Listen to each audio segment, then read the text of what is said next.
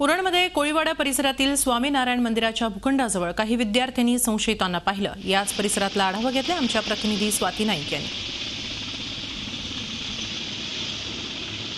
उरणमध्ये आज सकाळी शालेय विद्यार्थ्यांनी सकाळी 7 वाजता याच ठिकाणी 5 संशयित तरुणांना बघितले। आपण जिथे उभे आहोत हे उरण शहरातील एक भाग आहे। याच भागामध्ये हे स्वामीनारायणचा मंदिर बांधण्याचा जो भूखंड आहे या भूखंडावरतीच 5 संशयित तरुणांना एका विद्यार्थ्यांनी बघितलं।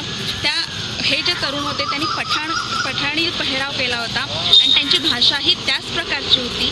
हिंदीमध्ये ते संवाद साधत होते आणि ते सांगत होते। त्यांच्या पाठीवरती काही बॅगा होता, त्यांचे चेहरे झाकलेले होते।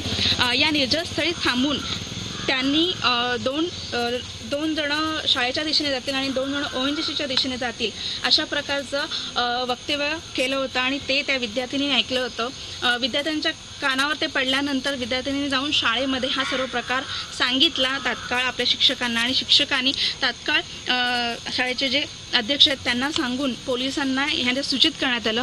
त्यानंतर घटनास्थळी पोलीस नौदल या सगळ्यांनी येऊन या घटनास्थळाची पाहणी केलेली आहे आणि त्या पुढचा तपास त्यांनी सुरू केलेला आहे। परंतु उरण शहरामध्ये हा प्रकार घडलेला आहे। उरण शहरामध्ये अशा प्रकारचे संशयित इसम आढळलेले आहेत आणि त्याचा शोध नौदल तसेच सुरक्षा दल आणि पोलीस घेत आहेत। त्यांना या बाबतीमध्ये अद्याप कोणी समोर आलेले नाही आहे, परंतु उरण परिसरामध्ये मात्र तणावाचे वातावरण आहे। Swati Naik, Zee media, Uran.